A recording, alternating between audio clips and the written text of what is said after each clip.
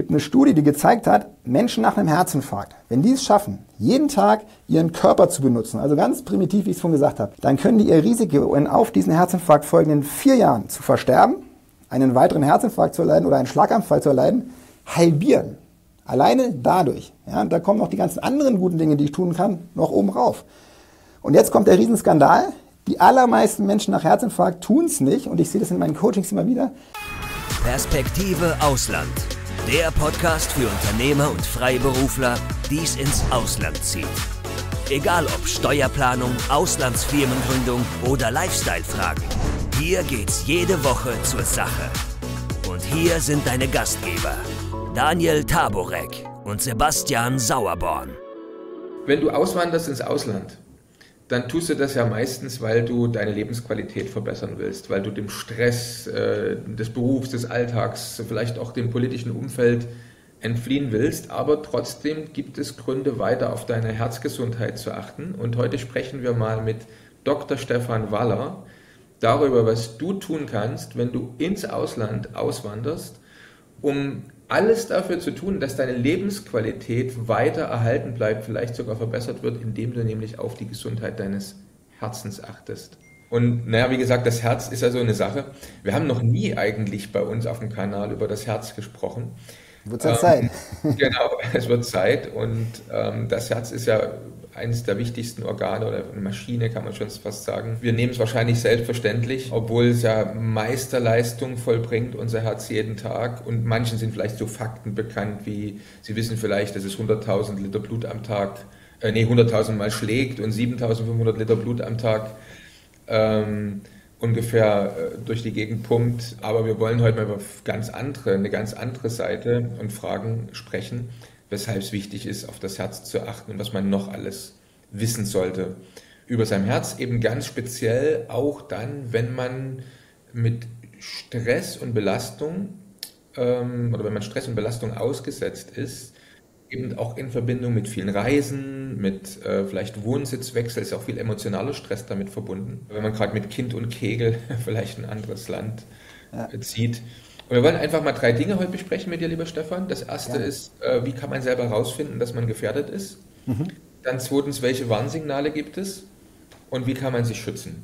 Kann man das so sagen? Ist das so ungefähr das, was wichtig wäre zu besprechen? Finde ich einen super Fahrplan. Genau. Jetzt am Anfang ist immer so, unsere Zuschauer, Zuhörer wollen immer gern wissen, wen haben wir denn da so eingeladen? Und du kannst dich gerne jetzt mal selber vorstellen. Sehr gerne. Genau. Ja, mein Name ist Dr. Stefan Waller, ich bin jugendliche 50 Jahre alt und bin von Hause aus Kardiologe, also Herzarzt. Bin aber jetzt nicht mehr so im herkömmlichen System, so in der Praxis oder im Krankenhaus tätig. Das habe ich alles hinter mir, hat mir auch wundervoll und richtig viel Spaß gemacht. Kennt vielleicht der ein oder andere, dass man so aus den Fernsehserien so mit viel Aufregung am Herzinfarkt, eine verschlossene Herzkranzarterie dann mit Ballons aufdehnt, einen Stent implantiert. Das ist natürlich Daniel auch eine tolle Sache, da kann man ein Leben mit retten. Aber was mich schon immer gestört hat, ich bin irgendwo auch so ein Pragmatiker und will auch, dass das, was ich tue, mir zum einen Spaß macht, aber auch einen Sinn hat. Und natürlich im Herzinfarkt so eine verstopfte Herzkranzarterie wieder aufzudilatieren und wieder für Durchfluss zu sorgen, ist wahrscheinlich die genialste medizinische Erfindung überhaupt. Aber, jetzt kommt das große Aber, diese im Herzinfarkt implantierten Stents, das sind wenige Prozent von 1 Stents, die wir implantieren. Ich weiß nicht, ob du wusstest, dass wir Deutschen Herzkatheter-Weltmeister sind. Kein anderes Land verbaut mehr Stents als wir. Wir sind das drittteuerste Gesundheitssystem. Wenn man dann so ganz einfach mal schaut, was kommt dann am Ende dabei raus? Was bringt dieses ganze Geld? Was bringt die ganze Hightech-Medizin? Leben denn die Deutschen auch länger? Dann gab es da gerade eine sehr erschreckende Studie, die gezeigt hat, dass unter 16 westeuropäischen Nationen die deutschen Männer auf welchem Platz gelandet sind in der Lebenserwartung? Was schätzt du? Von 16 Ländern? 16 Ländern, die deutschen Männer, vielleicht sage ich mal auf Platz 5 oder 6. Ja, siehst du, und der Platz ist 15, der vorletzte Platz, obwohl wir so viel Geld ausgeben, obwohl wir so viel Stents implantieren. Und das ist einfach etwas, was mich frustriert und zeigt einfach, ja, im Herzinfarkt ist Hightech-Medizin super, da sind wir auch in Deutschland super mit Akutmedizin, aber was dazwischen ist, zwischen den Arztbesuchen, da versagen wir, sieht man schon daran, wir investieren weniger als 2% in die Prävention und Rehabilitation und den ganzen Rest in unsere reaktive Reparaturmedizin. Ja, das ist natürlich vollkommen der falsche Ansatz. Andere Länder machen das viel besser. Südkorea, die haben ein viel besseres Präventionssystem, die haben die niedrigsten Raten an Herz-Kreislauf-Todesfällen und da können wir so viel tun. Und deswegen habe ich irgendwann gesagt, so sehr mir das Spaß macht, Daniel, mit diesen diesem Hightech-Medizin und da Stents und so weiter, handwerklich alles super. Aber am Ende des Tages brauchen wir nicht noch mehr Hightech-Medizin, wir brauchen Menschen, bestenfalls Menschen, bevor sie überhaupt Patienten werden, die diese Zusammenhänge verstehen, die ja wirklich keine Raketenwissenschaft sind. Da kann man als Arzt mal von seinem hohen Ross runterkommen, auf Augenhöhe, ohne Medizinerfloskeln und Fachtermini sagen, was Phase ist sozusagen. Und dann kann sich jeder Mensch schützen. Denn jetzt kommt der Paukenschlag. Wir könnten 9 von 10 Herzinfarkten verhindern, tun es aber nicht. Und das ist der Punkt, warum ich angefangen habe, vor 10 Jahren diese Videos zu machen. Hat vielleicht der eine oder die andere schon mal eins gesehen. A.k.a. Dr. Hart versuche ich halt in einfachen Worten auf Augenhöhe Herz-Kreislauf-Medizin zu vermitteln und für gesunden Lebensstil zu begeistern. Und jetzt bin ich seit 5 Jahren den nächsten Schritt gegangen, weil eben viele Menschen auch auf mich zugekommen sind und gesagt haben, naja, Information ist super, auch tolle Kommentare, aber letzten Endes muss man ja das Wissen noch als PS auf die Straße bringen. Und deswegen haben wir gesagt, okay, wir machen ein Online-Herzcoaching, wo wir quasi die Menschen an die Hand nehmen, zusammen mit meinem Team aus Ernährungsmediziner, Sportmediziner und einer Psychologin und dann wirklich online quasi in den herzgesunden Lebensstil coachen. Okay, beeindruckend, genau. Jetzt nochmal vielleicht zurück zu auch dem, was für unser Klientel interessant ist. Ne? Ist es wirklich so, dass zum Beispiel ein hohes Stresslevel in erster Linie ausschlaggebend ist für Herzprobleme? Und wie würdest du jetzt dort vielleicht eine Verbindung sehen, auch zu Personen, die auswandern oder die jetzt sagen wir mal, ja, eben sich damit beschäftigen, auszuwandern oder vielleicht auch Vermögen im Ausland dann diversifizieren, weil das sind ja in erster Linie auch die Probleme unserer Zuschauer und Zuhörer helfen kann. Ja, genau, das ist eine super Frage, weil tatsächlich ist Stress als Risikofaktor gerade von den kalten, mechanistisch denkenden, damals zumindest Kardiologen, ewig lang sozusagen unterbelichtet und unterschätzt worden. Warum? Weil es natürlich das Stresslevel kann man nicht so einfach messen wie ein Blutdruckwert oder ein LDL-Cholesterinwert. Wir wissen aber heute, dass, ich rede jetzt nicht von kurzfristigem Stress, der ist überhaupt nicht ein Problem, aber dieser andauernde Stress, von dem man sich nicht erholt, wir werden nachher noch drüber reden, was man machen kann, weil tatsächlich spielt eine ganz große Rolle, wie ich mit meinem Stress umgehe. Aber dieser sozusagen ungefilterte Non-Stop-Stress ohne Erholung, der ist quasi wirklich Gift für unsere Arterien und befeuert die Arteriosklerose, also die Arterienverkalkung, die dann zu Herzinfarkt und Schlaganfall führt. Warum? Weil, das ist nur mal ganz oberflächlich gesagt, ein bisschen kompliziert, aber letzten Endes führt Dauerstress zu verschiedenen Anpassungsreaktionen, die uns als Steinzeitmensch sozusagen das Überleben gesichert haben, nämlich in kürzester Zeit alle Energie bereitzustellen für Kampf und Flucht gegen den Säbelzahntiger. Also Blutdruck nach oben, Puls nach oben für den Kampf, Blutgerinnung aktiviert, damit ich nicht gleich bei der ersten kleinen Fleischwunde verblute, Entzündung quasi aktiviert, damit, wenn Bakterien durch die Fleischwunden eindringen, nicht gleich eine Sepsis, eine Blutvergiftung kriege und sterbe. Das ist übrigens der Grund, Dani, dass wir beide hier sitzen und uns unterhalten können, dass es diese Stressreaktion gab. Jetzt haben wir nur ein Problem und das nenne ich immer so ein bisschen scherzhaft das Steinzeitmensch-Dilemma, dass unsere Welt sich ja in den letzten nicht mal 100 Jahren 180 Grad gedreht hat. Wir müssen jetzt nicht mehr gegen den Säbelzahntiger kämpfen, sondern wir müssen die zu vielen Kalorien von McDonald's, Wendy's und Co., Eisfrappé, Macchiato, Doppelflavor, Sahne und das ist halt das Problem. Wir leben in einer Zufilisation, zu viel Kalorien, eine Nahrung, die überhaupt nicht für uns gemacht ist, wo unser Körper nicht darauf eingestellt ist und gleichzeitig viel zu wenig Bewegung und viel zu viel Stress, den wir nicht mehr abbauen. Und wenn man das schafft, sozusagen dafür die Lösung zu finden, dann hat man viel gewonnen und kann man eigentlich sein eigenes Schicksal in die Hand nehmen. Und die Menschen, die jetzt hier zuhören, wahrscheinlich vor allen Dingen eben auch viele eben sehr viel beschäftigte Unternehmerinnen und Unternehmer, die dann auch im Ausland sind, bei denen kann natürlich diese Stressbelastung nochmal ein ganz besonders starker Faktor sein. Ich sag mal, man fühlt sich vielleicht im Ausland erstmal, hat man neue Herausforderungen, eine gewisse Entwurzelung, man hat vielleicht noch nicht die Ressourcen, man weiß auch noch nicht so ganz, an wen man sich wendet, man hat vielleicht Sprachbarrieren. Und das müssen nicht, aber das können natürlich zusätzlich Stressfaktoren sein. Ja, dann kommt natürlich bei vielen unserer Zuschauer und Zuhörer noch dazu, im Prinzip vielleicht eine Stressbelastung durch das, was politisch alles so Absolut. In Europa so passiert. Ne? Ist das wirklich so? Also kann man zum Beispiel durch Negativ-Nachrichten, die einen, sagen wir mal, aufregen, kann das auch zu einer Belastung des Herzens führen? Also bestimmt eine interessante Frage, die jetzt einigen hier aufkommt. Also da muss man ein bisschen immer trennen sozusagen zwischen der dauerhaften, der chronischen Stressbelastung und der akuten Stressbelastung. Also diese Arteriosklerose, diese Arterienverkalkung, wo ja dann diese Ablagerungen sich bilden, die dann aufreißen können und dann zu einem Infarkt führen kann, das ist ja etwas, was über Jahrzehnte entsteht. Und wenn wir was spüren, das ist ja dann erst die Spitze des Eisbergs. Ja, letzten Endes ist das ein lebenslanger Prozess. Und deswegen sage ich auch immer, es ist die beste Lebensversicherung, sich darum zu kümmern. Denn unter uns gesagt, Daniel, wenn wir nicht an Krebs versterben oder vom Hochhaus springen, dann sind es irgendwann unsere Blutgefäße, die unser Leben begrenzen. Deswegen ist es die beste Lebensversicherung, da wirklich anzusetzen. Und dass sozusagen dieser Dauerstress, dieser Arteriosklerose beschleunigt, das ist sozusagen dieser chronische Prozess. Aber man kann sich auch vorstellen, dass eben akuter Stress, also Stress mit in dem Meeting oder über bestimmte Aktienverläufe, über eine Blutdruckspitze, zum Beispiel über eine akute Stressreaktion, wie wir sie eben geschildert haben, eine schon bestehende arteriosklerotische Plaque, eine schon bestehende Ablagerung durch so eine Blutdruckspitze zum Beispiel zum Aufreißen bringt. Und dann geht es ganz schnell an dieser aufgerissenen Plaque, bildet sich dann ein Blutgerinnsel, genauso wie du jetzt einen Schorf kriegst auf der Haut, wenn du dich an der Rose piekst. Und dieses akut gebildete Blutgerinnsel, deswegen ist so ein Herzinfarkt ja auch was Akutes, das verschließt die Herzkranzarterie komplett und was rauskommt, ist ein Herzinfarkt. Also dieses Chronische und das Akute sind so zwei Mechanismen. Ne? Ja, spannend. Da musste gerade dran denken, weil heute, wenn wir mal gucken, wann der Podcast ausgestrahlt wird, gedacht, also heute haben bestimmt auch einige akuten Stress bekommen, als sie gesehen haben, wo der Bitcoin hin nach unten abgerauscht ist. Aber das ist zum Beispiel auch Stressmanagement. Ich gucke da gar nicht nach. Ich lasse die Sachen liegen und man kann höchstens überlegen, bei manchen anderen Dingen, aber es ist jetzt ein anderes Thema, irgendwie die Situation nutzt zum Nachkaufen, aber da bist ja du der Spezialist.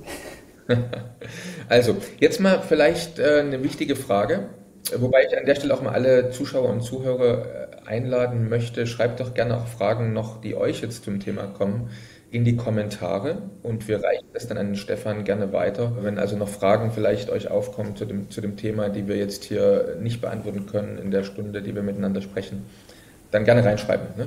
Sehr gerne. Jetzt ganz wichtig, welche Warnsignale sollte man denn jetzt ernst nehmen, wenn man den Herzinfarkt vermeiden will? Du hast ja gerade erzählt, dass mitunter dann, wenn wir etwas spüren, es eigentlich schon zu spät ist. Und jetzt ist die Frage, gibt es vielleicht doch schon irgendwas, Warnsignale, auf die ich aufpassen kann, bevor es zu spät ist? Also ganz wichtig ist einfach, Gesundheit ist ja eine Entscheidung. Und man muss einfach sich dafür entscheiden, dass man mutig den Realitäten ins Auge blickt und eben weiß, woran man ist. Und da kommen wir gleich drauf. Deswegen kann ich als Take-Home-Message schon von diesem Talk heute nur sagen, jeder Zuschauer, jede Zuschauerin sollte ihre sogenannten Gesundheits-KPIs kennen. Und da habe ich auch so eine PDF zusammengestellt, die können wir gerne nachher auch irgendwie teilen, über einen Link, wo wirklich die Werte enthalten sind und die Gesundheitsparameter, wo ich sage, die muss jeder Mensch kennen. Wenn ich dich nachts um 2 wecke, musst du wissen, wie dein LDL-Cholesterinwert ist, wo er denn stehen sollte idealerweise, wie dein Lipoprotein klein a ist, dein Blutdruck und.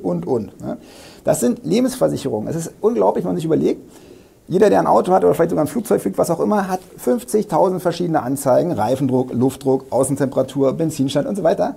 Und mit unserer Gesundheit gibt es ja auch diese Parameter, aber kein Schwein kennt sie. Wir reisen quasi durch unser Leben wie in einer Blackbox, ja, und die Risiken sind da. Wie gesagt, wir könnten 9 von 10 Herzinfarkten verhindern, tun es aber nicht. Ja. Und das ist etwas, was mich extrem aufregt. Deswegen sage ich immer, nicht auf Warnzeichen warten, sondern wissen, woran man ist.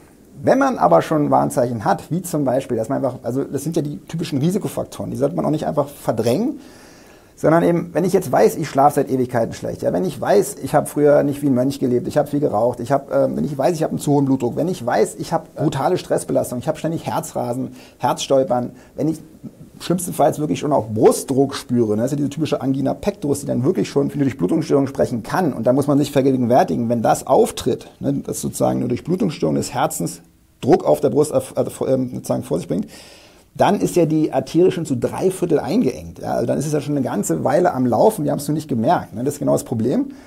Hinzu kommt natürlich auch, wenn man dann vielleicht sich auch gar nicht, weil man ja nur auf das Business fokussiert ist, auch gar nicht so groß um Sport kümmert, dann belastet man sich auch gar nicht groß. Und dann kommt natürlich das Herz auch mit weniger Durchblutungen zurecht. Wenn man dann aber mal vom Sofa aufspringt, wenn man vielleicht gerade in der Pause der Formel 1 sich ein Bier holen will, dann merkt man, oh, da ist ja was. Ne? Aber wie gesagt, so lange nicht warten, auch Dinge wie Luftnot, einfach alles ernst nehmen und nicht bestenfalls, sondern auf jeden Fall frühzeitig einfach wissen, woran man steht und diese KPIs kennen und gerne, wie gesagt, runterladen. Okay, jetzt hast du von diesen Werten gesprochen, die jeder kennen sollte. Ja. Wie komme ich denn an die Werte? Also mein Blutdruck kann ich selber messen, das ist mir schon klar. Genau. Und die anderen Werte muss ich dann, wie häufig, muss ich da zum Arzt gehen oder gibt es da vielleicht auch irgendwelche Kits? Ich sag mal, viele lieben das ja bei Amazon, sich das zu bestellen, dann vielleicht irgendwie so einen Selbsttest machen, irgendwo einschicken. Also wie kann ich mir das vorstellen? Wie läuft das? Wir haben ja, wie gesagt, einige unserer Zuschauer und Zuhörer, die vielleicht auch weiter weg wohnen, im Ausland wohnen. Also was empfiehlst du dann? Wie kommt man an seine Werte? Genau, ich bin ja, kannst dir vorstellen, weil ich ja quasi jetzt mich von der Vor-Ort-Medizin aus Zeitgründen jetzt ein bisschen verabschiedet habe und jetzt wirklich quasi nur noch online tätig bin, aber trotzdem live auch mit echten Menschen. Bin ich ja ein großer Fan von online. Nichtsdestotrotz bin ich auch immer ein Fan von der Kombination. Also ich denke schon, dass es Sinn macht, dass man auch wirklich einen Vertrauensarzt auf Lebenszeit bei sich vor Ort hat. Und ich denke, wenn man jetzt an einem neuen Ort, in einem neuen Land lebt, auch da gibt es mit Sicherheit gute Ärzte und das lohnt sich brutal, sich da wirklich auch für einen Arzt zu entscheiden, einen GP oder wie auch immer wer das ist, mit dem man lebenslang vertrauensvoll zusammenarbeitet. Diese Laborwerte, das sehe ich auch an vielen Coaches, ich habe auch sehr viele Coaches, die in den verschiedensten Ländern sind und die machen das dann teilweise, das ist halt anders üblich in anderen Ländern, die gehen dann einfach mit den Werten, die ich ihnen sozusagen sage und die sind, wie gesagt, alle auf dieser Checkliste vorhanden, gehen sie dann zu ihrem Arzt und dann besprechen wir die im Nachhinein. Ja? Also, weil das sind einfach, dann nimmt man Blut ab und jedes Labor kann diese Werte abnehmen. Das Schlimmste, was dann passieren kann, ist, dass man ein paar Euro oder Dollar in dem Fall, was weiß ich, dann eben selber zahlen muss, aber das sind gute Investitionen. Und wie oft man das machen muss, das hängt tatsächlich von der Art der Werte ab und von dem, was ich an meinem Lebensstil auch verändert habe. Ne? Also zum Beispiel dieses Lipoprotein a, das kennen ja viele nicht, das ist auch etwas, was man sträflicherweise zugeben muss, wie wir Mediziner auch ewig lang gar nicht abgenommen haben oder vernachlässigt haben, weil wir gesagt haben, naja, wir können es sowieso noch nicht behandeln, warum sollen wir unsere Patienten damit jetzt beunruhigen? Ist aber ein brutaler Risikofaktor für Herz-Kreislauf-Erkrankungen, für die Arteriosklerose, ist bei jedem 5. von uns erhöht. Und das sind ganz oft die Menschen, die ich dann vor mir sitzen habe, die irgendwo eine Ablagerung haben, wo man denkt, komisch, die machen doch alles richtig, die sind sportlich, die wiegen nicht zu viel, rauchen nicht. Und das sind dann ganz oft so Familien, wo gehäuft Herzinfarkt und Schlaganfälle auftreten, wo vollkommen unbeachtet dieser Wert eben lodert. Und wenn man das weiß, dann kann man sehr wohl was machen, weil das Risiko für einen Herzinfarkt oder eine andere Komplikation ist ja immer das Zusammenkommen aller Risikofaktoren. Und dann kann ich eben alle anderen Risikofaktoren viel enger einstellen und kann mich sehr wohl schützen. Außerdem ist es auch wichtig, das zu wissen. Und wenn jemand von sich weiß, dass er das hat, ein zu hohes LDL oder ein zu hohes Lipoprotein a, dann auch alle Angehörigen testen zu lassen. Ja? Dass man die nicht wirklich, auch die Kinder dann irgendwie ins offene Messer laufen lässt und dann im mittleren Lebensalter vollkommen vermeidbar einen Herzinfarkt bekommen. Also diese Werte einfach damit zum Arzt gehen und bestimmen lassen oder einfach die Laborwerte kann man auch direkt beim Labor sonst bestimmen lassen und dann eben mit jemandem, der sich damit ein bisschen auskennt, sozusagen besprechen. Aber einfach das Nonplusultra einfach selber Verantwortung übernehmen. Ja? Und nicht dieses alte Denken, komm Doktorchen, du hast das studiert, mach du mal und ich kümmere mich nicht. Jeder sollte das wissen, das sind die besten Lebensversicherungen. Okay. Wie kann man sich das vorstellen? Also nehmen wir mal an, ich wohne jetzt im Ausland, ich gehe da jetzt zum Arzt, lass mir mein Blut abnehmen, lass das im Labor bestimmen und dann mache ich mit dir einen Termin oder wie läuft das? Also kannst du vielleicht mal ganz kurz erklären, wie das Coaching von dir in dem Fall dann auch funktioniert? Also wie können wir jetzt zusammenkommen miteinander, wenn ich mein Labortest habe? Genau, also bei uns ist erstmal so, dass es geht erstmal los mal mit einem Kennenlerngespräch, weil das ist natürlich total wichtig, weil ich mache diese Videos und da gibt es natürlich viele Menschen, die sich für so ein Coaching interessieren, aber es muss natürlich auch passen, damit man optimale Ergebnisse sozusagen erzielt. Und für mich sind immer 2 Dinge notwendig. Das eine ist natürlich, dass die Indikationen, also sozusagen der Grund, warum man das Coaching macht, eben stimmt. Das heißt, im weitesten Sinne sind wir ein Coaching, was den Lebensstil so verbessert, dass man eben Herzinfarkt, Schlaganfall und Co. bestmöglich verhindert, was ja in 9 von 10 Fällen, wie gesagt, der Fall ist.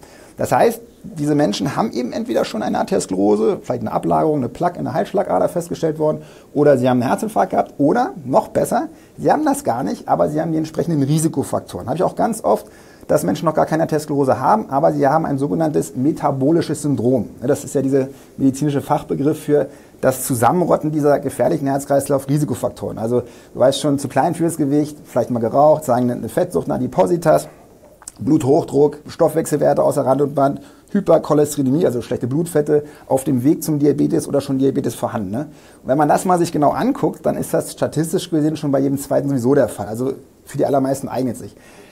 Schon eine Indikation. Das Zweite ist natürlich aber auch die Motivation. Ne? Ich will auch wirklich, dass die Leute umsetzen und was erreichen. Und wir reichen die Hand und wir geben den Plan vor den roten Faden. Aber am Ende des Tages müssen wir natürlich auch zusammen uns in die Augen schauen. Und deswegen bei diesem Anfangscoaching, das ist aber so ein Onboarding, da machen wir genau einen Plan, was wir gemeinsam erreichen wollen und was unsere Ziele sind. Und die werden dann auch in diesen Coaching-Dokumenten notiert, damit wir dann quasi auch so einen Fixstern haben. Nicht einfach so sagen, ja, wir quatschen mal so ein bisschen und vertreiben uns die Zeit, macht ja Spaß, sondern dass wir wirklich sagen, okay, in einem Jahr, was willst du da erreicht haben in den verschiedenen Bereichen? Und darauf coachen wir uns dann sozusagen immer hin. Und das ist genau der Punkt. Das natürlich, gebe ich zu, für Menschen, die jetzt den Terminkalender ständig voll haben, Unternehmerinnen und Unternehmer, dann noch im Ausland oftmals ein bisschen schwierig. Das habe ich eben auch gesehen in meinen herkömmlichen Coachings. Und deswegen bin ich jetzt einen Schritt weitergegangen und habe jetzt eben so ein, ja, ich nenne das Führungskräfte-Coaching sozusagen entwickelt, was einfach, das habe ich mich mit den Leuten an einen Tisch gesetzt und gesagt, okay, was müssen wir noch verbessern, damit das noch mehr diese Leute auch abholt. Weil die sind ja, wie gesagt, aufgrund dieser Stressbelastung und der anderen Faktoren besonders gefährdet, haben aber diese besonderen Herausforderungen, das in die Umsetzung zu bekommen, in ihrem anspruchsvollen Business-Alltag. Und das heißt dass ich da einfach mit meinem Team und selber noch ein Stück weit mehr individualisiert, noch mehr 1:1, sodass man wirklich sagt, das Coaching passt sich an den Realitäten an. Anders funktioniert es leider nicht. Aber das ist eben hochflexibel und dann geht es eben. Es ist eben nicht so, dass ich bringe dann immer so ein bisschen das Beispiel, wenn dieses Totschlagargument kommt, ja sorry, habe einfach keine Zeit, bin CEO, so und so. Dann sage ich immer, naja, schön und gut, Obama zu Amtszeiten war jeden Tag joggen. Hatte der mehr Zeit als du oder sie? Ne? Das ist so ein Punkt. Das heißt, letzten Endes ist es eine Entscheidung, ist eine Priorisierung, aber vor allen Dingen eben auch eine Flexibilität und es dann zu schaffen, und das ist eigentlich das Ziel des Coachings, weil wir wollen ja was Dauerhaftes schaffen, nicht irgendwie so eine Eintagsfliege, über kluge Systeme und Routinen, ja eben diese täglichen Routinen auszubilden, dass ich da am Ende dann die Dinge mache, die gut für mich und mein Herz sind, ohne dass ich mich jeden Tag für entscheiden muss. Weil wenn ich mich eben entscheiden muss, kennst du selber, anstrengender Tag, da ist die Entscheidungsenergie flöten. Da kann man sich nicht mehr für oder gegen was entscheiden. Da nimmt man das Bier, was einfach sozusagen da ist. Und deswegen muss man sich das einfach selber einfacher machen, indem man schon die richtigen Routinen dann über mehrere Monate sich angeeignet hat. Und das ist das, was wir am Coaching machen. Okay, macht Sinn. Und kostet? Die Frage wenn du sie jetzt nicht beantwortest, sie kommt jetzt in den Kommentaren an der Stelle. Ne? Also ich meine, also das ist natürlich, da haben wir wie gesagt verschiedene Angebote. Wir haben sozusagen das Unternehmerprogramm, was einfach teurer ist, weil es natürlich maximal individualisiert ist, das heißt also viel mehr 1:1. Und wir haben sozusagen das normale Coaching-Programm, das geht ab 3.550 los und ist aber auch extrem intensiv, weil wir da eben dann auch Gruppencoachings haben. Aber es gibt eben auch viele Leute, die sagen, nee, das ist nicht ihr Ding, zu festen Zeiten Gruppencoachings, und da gibt es dann eben das für die Unternehmer und Unternehmer. Und das ist dann, geht dann 12 Monate, oder wie lange läuft das? Das dauert eben, das ist sehr viel intensiver. Da haben wir wirklich in den ersten 3 Monaten, wo ich sage, man muss einfach so ein bisschen erstmal Boden unter den Füßen bekommen, wirklich wöchentliche 1:1 Coachings. Wir haben dann aber auch wir haben ja sozusagen eigentlich 3 Coachings in dem Coaching. Ich bin der Kardiologe, quasi sozusagen die Metaebene. Mit mir wird sozusagen das Onboarding gemacht und auch mal wieder dann in jede Woche diese Coachings, diese 1:1 Coachings. Und dann gibt es aber eben für die 3 Säulen des gesunden Lebensstils, weil ich sage mal, Daniel, an sich ist gesund Leben brutal einfach. Artgerechte Ernährung, das sind eigentlich 2 Regeln. Echtes Essen selber zubereiten, so gut es irgendwie geht, dann weiß man, was drin ist. Zweitens, den Körper täglich benutzen, und das ist kein Rocket Science, ein bisschen außer Atem kommen, ein bisschen ins Schwitzen kommen. Und dann drittes, das ist natürlich ein bisschen größer gefasst, das ist das, was ich unter dem Mindset zusammenfasse, also klug, sich gesund denken, Mindset, Glaubenssätze. Gut schlafen, Stressmanagement. Ne? Das ist, und da haben wir für jedes eigene Spezialisten, die dann eben ihr eigenes Coaching quasi im Coaching haben. Und das ist also extrem intensiv, aber trotzdem, brauchen wir jetzt nicht erschrecken, trotzdem passt es sich jedem an, weil es eben sehr flexibel ist. Mit allen Teilnehmern können die Termine sozusagen vollkommen flexibel gemacht werden. Klasse. Ja, interessant, dass du das mit den Nahrungsmitteln da angeführt hast, mit der gesunden Ernährung, weil das natürlich auch entscheidend ist, in welches Land zum Beispiel jemand auswandert. Ne? Also nehmen wir mal an, machen wir mal so ein Extrembeispiel, ich wandere jetzt in das sogenannte Hamburgerland aus, ne? Also sprich in die USA. Ne? Es gibt Länder, wo wo ungesunde Ernährung fast vorprogrammiert ist, beziehungsweise gesunde Ernährung extrem teuer ist, oder ein anderes Land, extremes Beispiel jetzt, wo wir ja alle 2-3 Monate mit unseren Mandanten auch hinreisen, nach Sansibar. Ja. Das sind die billigsten Lebensmittel überhaupt. Also das, was jeder leisten kann, ist halt Obst, ne? Und Gemüse. Ja, so muss es auch sein. Du kannst durch die Gegend gehen, irgendwo an einem Baum rütteln, da fallen irgendwelche Früchte und du kannst es essen, das was fast kostenlos ist. Ja. Und alles Ungesunde ist das Teuerste. Ne? Ja, aber so muss es sein, und das ist genau leider umgekehrt. Teilweise ist es ja so, dass ein Wasser teilweise in Mexiko oder irgendwelchen Ländern bewusst teurer gemacht wird als eine Cola. Ne? Das ist krass. Ja, schrecklich. Ne? Ja. Und am Ende des Tages siegt immer die Umwelt. Und deswegen, also wer sich da wirklich auch mal beschäftigen, wie ich es schaffen kann, mein Verhalten dauerhaft zu ändern, weil ich meine, der eine oder die andere sagt, ja, ich habe es ja schon so oft versucht, ich schaffe es einfach nicht mit dem Stress. Je öfter man es versucht hat, umso größer ist die Wahrscheinlichkeit, dass man es am Ende doch schafft. Und letzten Endes ist Verhaltensänderung lernbar. Ein Buchtipp mal gleich vorweg, wer es nicht kennt, James Clear, Atomic Habits. Ja? Also man kann Verhaltensänderungen lernen. Auf Deutsch heißt das die 1%-Methode. Ne? Und es geht einfach darum, kluge Systeme und Routinen zu schaffen und es sich selber einfacher zu machen. Ja? Und das geht darum, dass man die Umwelt verändert. Es gibt zum Beispiel Studien, du hast gerade hier mit sozusagen USA angesprochen, dass die Wahrscheinlichkeit, ob man eine Fettsucht entwickelt, ist ein Vielfaches höher, je nachdem, ob 1 oder 3 Fastfood-Restaurants im Umkreis von, schlag mich tot, 5 Kilometer um die eigene Wohnung sind. Ja, das sind einfach Umgebungsfaktoren. Oder deswegen fängt eben gesunder Lebensstil mit dem Einkaufen an. Ja, was ich nicht zu Hause habe, das kann ich dann abends auch nicht aus dem Kühlschrank nehmen, wenn ich dann eben meine schwachen Momente habe. Und so geht das einfach los. Gibt es denn irgendwo vielleicht Lebensmittel, wo du die auf den ersten Blick vielleicht gesund oder ungefährlich erscheinen, aber du sagst, um Himmels Willen, also viele wissen das nicht. Wenn du das isst, gefährdest du dein Herz?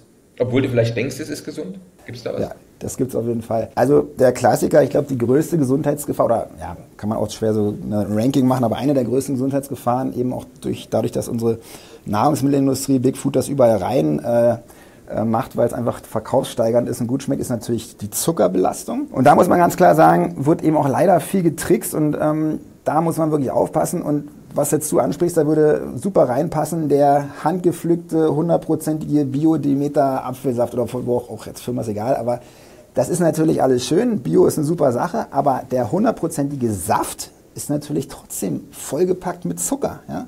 Und das ist natürlich nicht gesund, zumal die Fructose an sich jetzt betrachtet eher noch problematischer sogar ist als der normale Haushaltszucker. Aber bitte jetzt nicht falsch verstehen. Deswegen lautet die Regel Nummer 1, iss dein Obst, trink es nicht. Wo ist der Unterschied? Wenn du jetzt 1 oder 3 Äpfel isst, dann hast du auch immer mal gesagt, wow, cooler Apfel, hat gut geschmeckt. Aber du bist dann auch irgendwann voll, weil du hast die Fibers, also du hast die Ballaststoffe drin, du hast viel Volumen, viel Flüssigkeit und ein bisschen Fructose. Vollkommen in Ordnung, wie die Natur sich das gedacht hat. Wenn du jetzt aber sozusagen so einen Saft machst, wo du ja alles Sättigende rausnimmst, nämlich diese Ballaststoffe und nur wirklich dieses Fructosekonzentrat übrig lässt, das ist einfach ein Overkill für unseren Körper. Und da kannst du natürlich mit Leichtigkeit in einem erfrischenden Glas Apfelsaft dir mal 8 Äpfel reinziehen, was du ja sonst nie machen würdest. Das heißt, auch da ist wieder nicht schwarz oder weiß. Apfelschorle, nimm dir einfach 2 Querfinger Apfelsaft und den Rest eine schöne Selters oben drauf, dann hast du irgendwie noch 1/5 des Zuckers und schmeckt viel erfrischender und besser. Und da ist eben schwarz nicht gleich weiß. Ne? Oder das ist eben auch überhaupt so ein Ding, wo gerne getrickst wird. So zum Beispiel Bio-Fruchtschnitt. Also jetzt nicht denken, dass ich gegen Bio bin. Ich finde Bio super, nur es ist so, dass das ist halt auch so diese Marketinggeschichten. Es werden irgendwelche Sachen, die gesund klingen, groß vermarktet und wenn man dann hinten rauf guckt, dann fällt man hinten über. Ne? Also ich war letztens bei DM, was ich ja super finde sonst. Ne? Die haben auch gute, gesunde Sachen, aber dann gibt es da so eine Mango-Kinder-Bio-Fruchtschnitte, wo wahrscheinlich jede Mutter und jeder Vater denkt, na, ist ja besser, wenn ich den sowas kaufe, als jetzt irgendwie ein Snickers oder ein Twix oder so. Ne? Und dann drehst du das um und siehst, dass das mehr als 50% Zucker ist. Das heißt, du könntest deinem Kind auch 7 Würfelzucker reindrücken mit dieser schönen handgepflückten Bio-Mango-Fruchtschnitte. Und das ist natürlich pervers und das ist einfach, ja, wo man einfach ein bisschen für mehr Awareness schaffen muss. Okay, interessant. Jetzt Menschen, die einen stressigen Alltag haben und erstmal einen stressigen Alltag nichts ändern können, was können die denn machen? Was können die denn für Routinen entwickeln? Du hast ja gerade davon gesprochen, man muss seinen Alltag ändern, neue Habits schaffen. Also welche Routinen oder Methoden gibt es, um da irgendwas zu verbessern? Als erstes schon mal anzufangen, wie man seinen Stress überhaupt interpretiert. Also ich glaube, dass viele der Zuschauerinnen und Zuschauer bestimmt das Buch Peak Performance kennen, weil das ist ja so auch interessant so für Leute, die eben viel leisten wollen. Und da ist das wunderbar beschrieben, bis auf die hormonelle Ebene hinunter, dass eben Stress ja nichts Absolutes ist, sondern Stress ist ja wahnsinnig davon abhängig, wie ich damit umgehe. Entsteht ja letztlich durch meinen Kopf, oder in meinem Kopf. Also das ist die gleiche äußere Reiz, eine Rede zu halten vor 500 Leuten, lässt den einen 4 Wochen nicht schlafen und der andere fiebert dem entgegen und sagt, geil, endlich kann ich mal hier meinem Chef zeigen, was in mir steckt. So, ne? Und das kann man sogar, sozusagen die Art, wie man Stress verarbeitet, das entscheidet nachher sogar tatsächlich auch darüber, ob jetzt Stress für mich gesund oder ungesund ist. Das nennt man die sogenannte Challenge Response to Stress. Und das kann man sogar in den hormonellen Veränderungen nach so einer Stressreaktion oder so einem Stressreiz messen. Es gibt das DHEA, das Dehydroepiandrosteron und es gibt das Cortisol. Und je nachdem, wie die miteinander sozusagen in Verbindung stehen, sind die gesundheitlichen Effekte eben bei einer Challenge Response eher positiv oder aber bei einer Threat Response, wenn ich sage, oh Gott, ich werde das nicht überleben, ich bin Opfer des Stresses, also überhaupt diese Opfermentalität, die ist da extrem ungesund. Nichtsdestoweniger, auch wenn ich noch so eine gute Einstellung habe, muss ich natürlich auch immer die Ruhephasen haben. Ja, das heißt, das wird in diesem Buch auch wunderschön gesagt, Stress plus Rest equals Growth. Also Wachstum kann nur dann stattfinden, wenn ich einen Stressreiz habe. Ohne Stress geht es nicht, deswegen ist Stress auch per se gut. Aber ich muss mich halt dazwischen davon erholen. Und das ist genau der Punkt, der eigentlich schwieriger ist als sozusagen die Belastung. Deswegen muss auch jeder Profiathlet Ruhetage haben. Und viele Profitrainer wissen, dass das Training eigentlich gar nicht so das Nadelöhr ist, sondern wirklich die gute Erholung zu schaffen, weil die Leute halt so heißtüchig sind und die denken halt, dass sie sozusagen sich was vergeben, wenn sie jetzt ja mal nicht trainieren. Dabei, selbst im Sinne der besten Performance, tut man sich was Gutes, wenn man sich eben diese Ruhephasen gönnt. Mhm, macht Sinn. Ja. Kommen wir nochmal vielleicht generell zum Thema Auswandern und andere Länder, wenn wir das nochmal in Fokus setzen jetzt. Siehst du spezielle gesundheitliche Risiken jetzt in Verbindung mit dem Auswandern? Ja, genau. Das eine ist natürlich, wie immer im Leben, es kommt natürlich darauf an, was man draus macht. Also das eine ist, was du ja auch schon so ein bisschen angesprochen hast, dass man natürlich diesen Umweltfaktor nicht sozusagen außen vor lassen kann. Also es gibt, egal wie gut man jetzt selber aufgestellt ist, und das macht natürlich auch eine Menge aus, was man selber sozusagen dem entgegensetzt, Aber es ist natürlich einfach statistisch gesehen wahrscheinlicher, dass ich mich natürlich auf Dauer gesehen gesünder verhalten kann, wenn ich in ein Land ziehe, wo Gesundheit und vielleicht auch ein gutes Präventionssystem vor Ort vorhanden ist und auch eine Ernährungsweise. Wenn ich jetzt also nach Südkorea auswandere, wo ich ein gutes Präventionssystem habe und auch relativ einfach ist, mich gesund zu ernähren oder auch in vielen skandinavischen Ländern, dann ist das natürlich was ganz anderes, als wenn ich jetzt USA ist vielleicht ein schlechtes Beispiel, weil da gibt es natürlich beide Extreme, aber du weißt, was ich meine, wenn ich halt in so ein Land fahre, wo ich eben diese Zufilisation, wie ich es immer nenne, zu viel Kalorien, zu viel hochverarbeitete Lebensmittel, viel Bequemlichkeit, hoch 10 habe, weil es irgendwann, wie gesagt, kommen die schwachen Momente und dann kann das natürlich auf mich einwirken.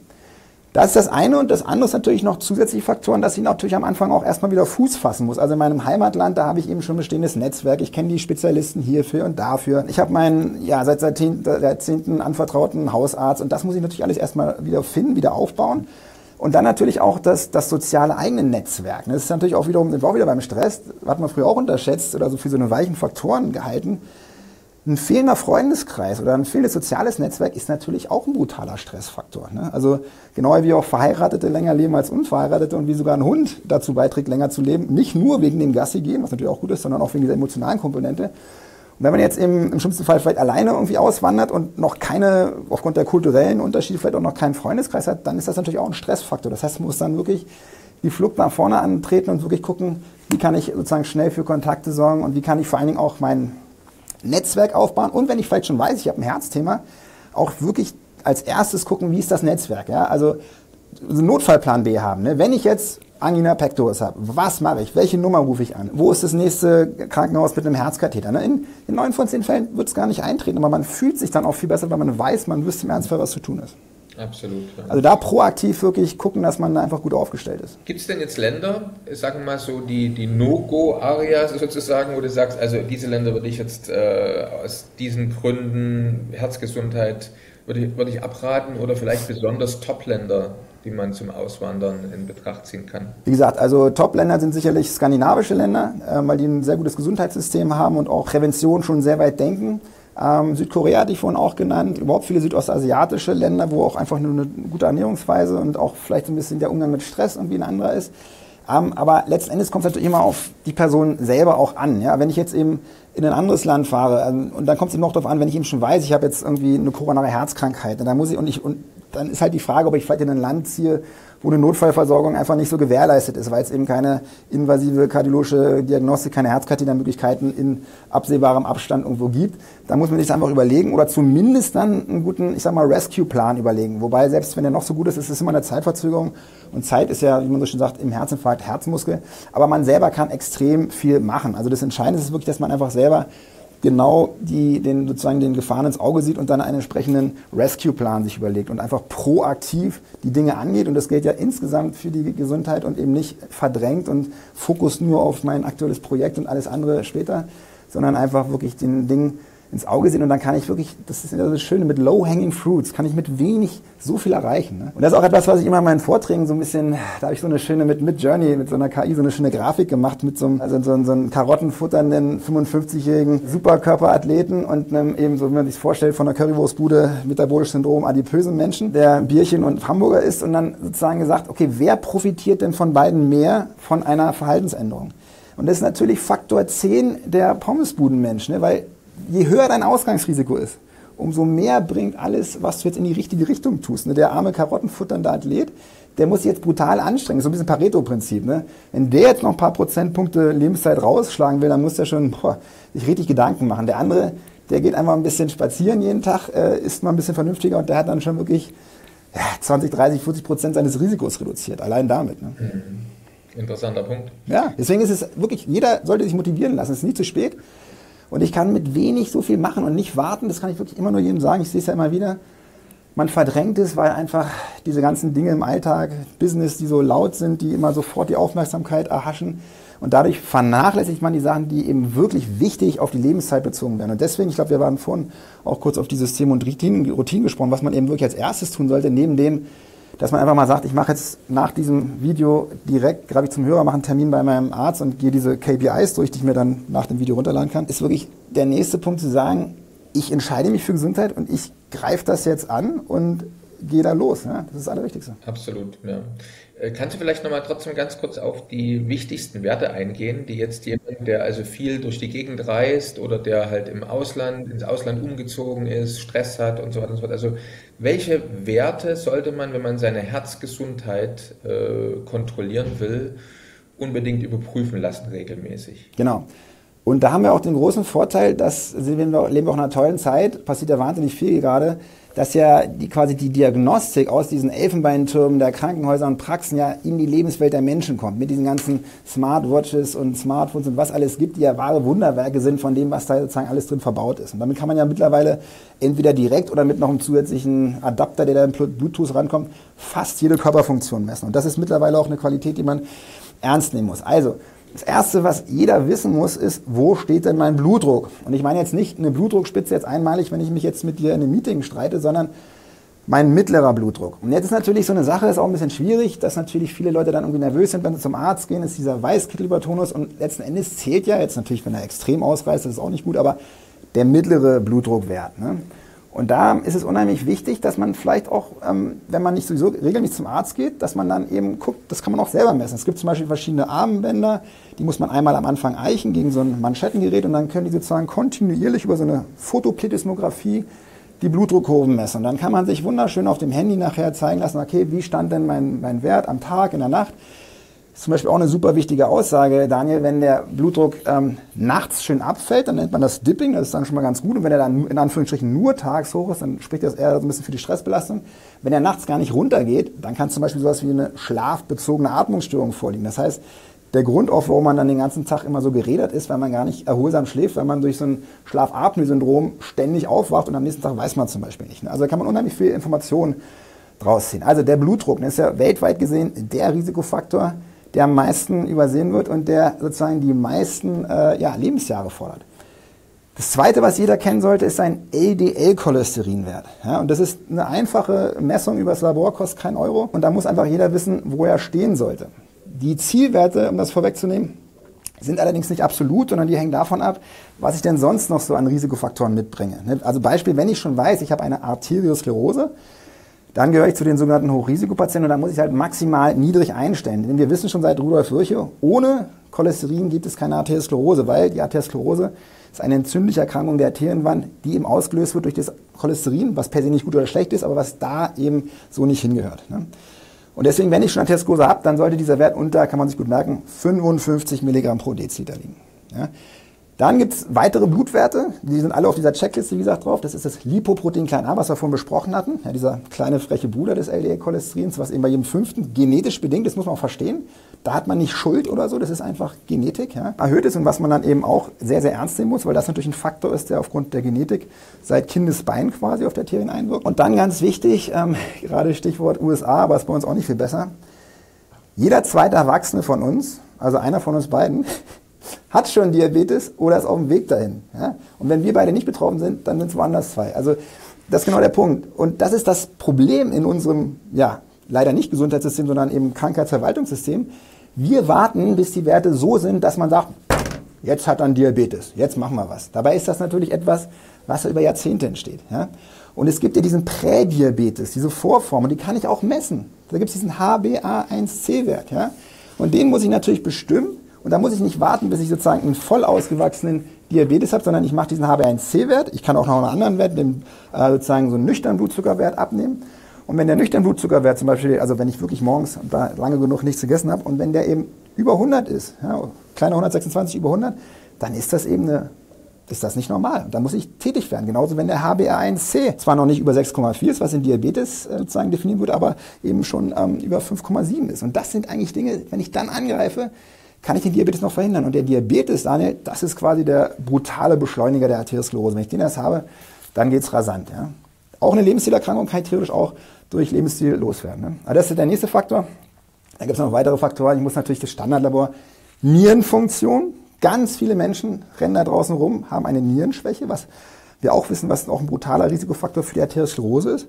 Aber die meisten, es macht keine Schmerzen, ja, und bis zur Dialyse merkt man es dann halt nicht, wenn man nicht eben nachguckt. Das muss man wissen und eben, noch viele weitere Werte, die Triglyceride und natürlich vor allen Dingen aber auch die Lebensstilfaktoren, ja, also wie ist denn mein Bewegungspensum jeden Tag, ne? Im Coaching ist ja ein Modul, allein geht es um Sport und Bewegung.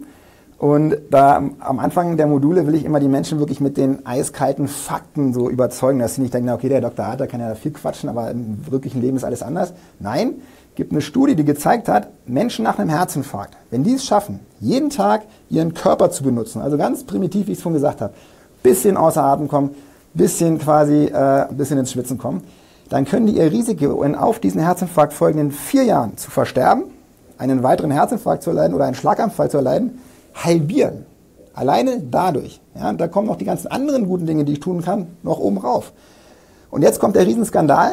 Die allermeisten Menschen nach Herzinfarkt tun es nicht. Und ich sehe das in meinen Coachings immer wieder, weil die alle verunsichert werden. Die sagen, oh Gott, ich habe doch einen Herzinfarkt gehabt, ich darf doch mein Herzen jetzt nichts mehr zumuten. Ne? Dann schonen die sich.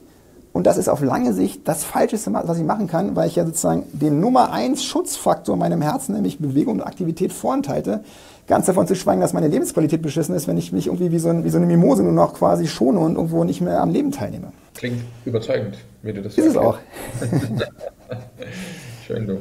Nein, es sind einfach diese einfachen Dinge und das ist genau der Punkt. Es macht mir Kummer zu sehen, dass die Leute es nicht umsetzen und gleichzeitig macht es mir Freude zu sehen, wenn sie es dann zum Beispiel in dem Coaching oder wenn sie jetzt irgendwas einfach sehen, umsetzen und ich kriege dann ja auch die Feedbacks und das ist einfach, finde ich, eine vernünftige Medizin, dass die Leute einfach selber Verantwortung übernehmen und sie können ja so viel tun. Und auf die lange Sicht ist sozusagen, wenn man wissen will, welcher Mensch einem wirklich das Leben verlängern kann, dann muss man einfach nur in den Spiegel gucken und selber Verantwortung übernehmen. War ein interessantes Stichwort. Du hast gerade gesagt, du bekommst immer wieder Feedbacks. Hast du vielleicht mal so einen besonderen Fall, der dir in den Sinn kommt, von dem du berichten kannst, einem deiner Coaching-Patienten? Ja, ich habe das auch, ich mache natürlich dann auch, man muss das ja auch ein bisschen nach außen tragen, öfter da mal so ein Video mit diesen Menschen und der Arne fällt mir gerade ein, weil das war jetzt das vorletzte Testimonial-Video. Den kann ich mal jetzt nennen. Das war wirklich war nach wie vor ein toller Mensch und an sich insofern gut gelaufen, weil der hat es jetzt gar nicht so weit kommen lassen, dass er erst kam, als das ein Herzinfarkt da war, sondern er hat einfach so ein bisschen eigentlich das gemacht, was wir gesagt haben, den Ding ins Auge gesehen,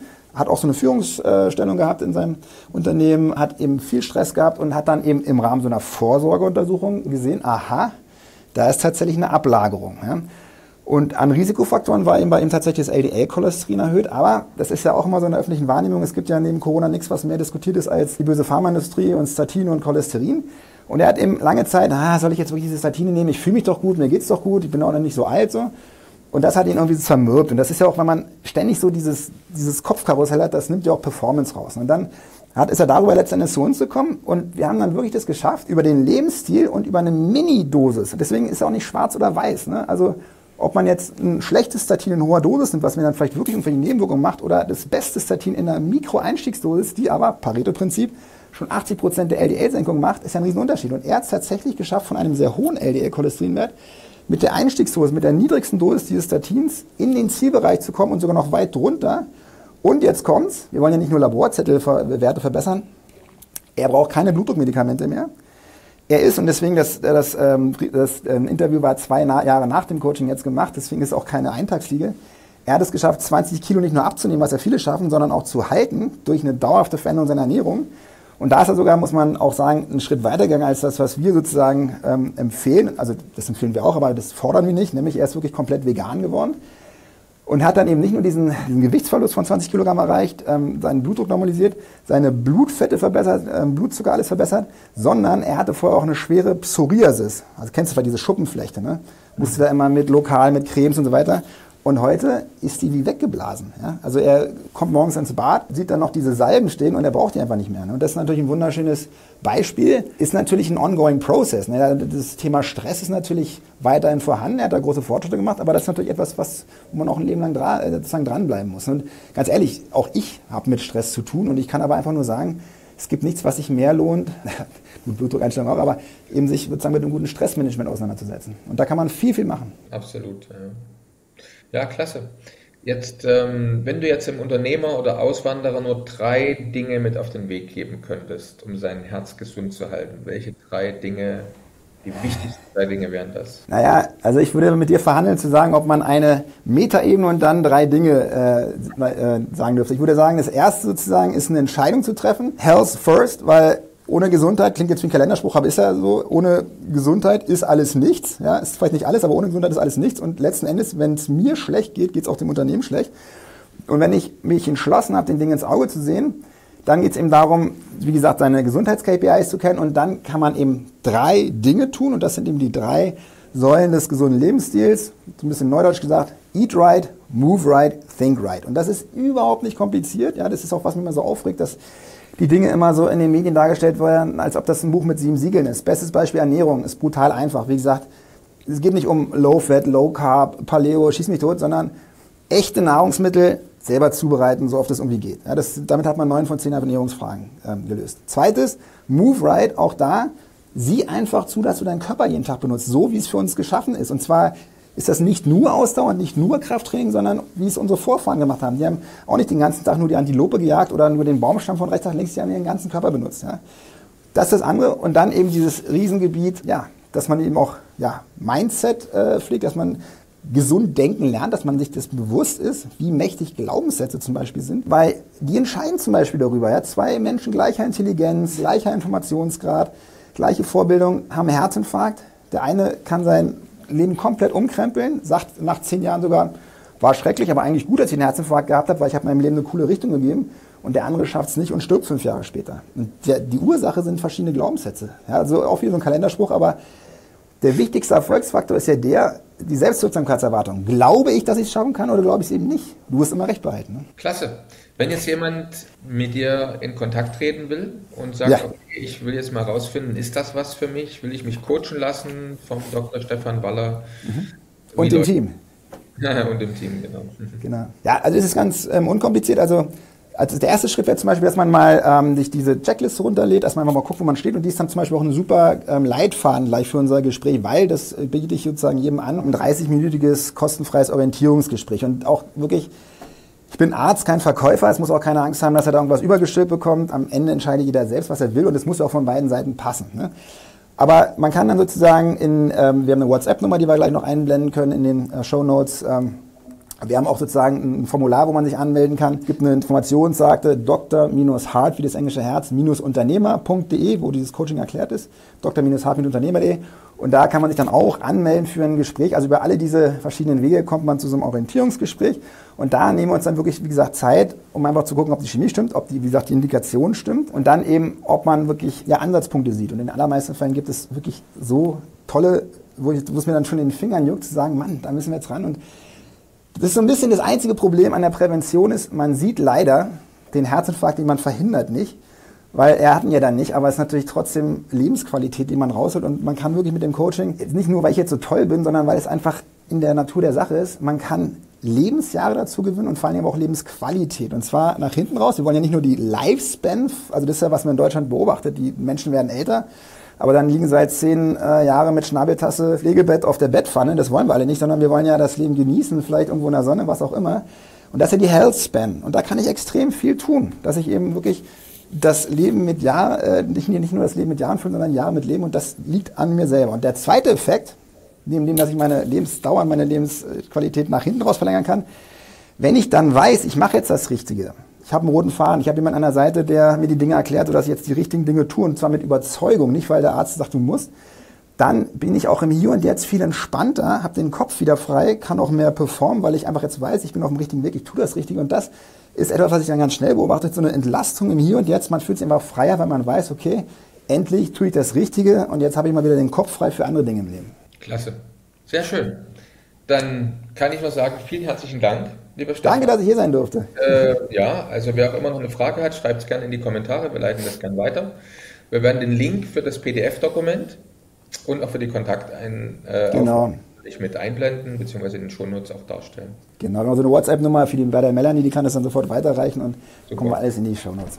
Klasse. Dann super. Vielen Dank. Danke dir, lieber Daniel.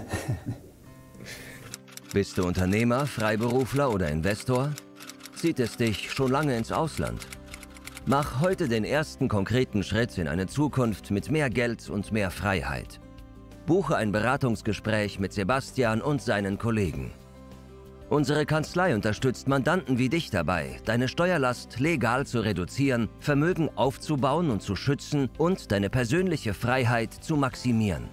Profitiere jetzt von unserem Fachwissen und unserem Netzwerk. Gehe zu mandatierung.com und werde Mandant unserer Kanzlei.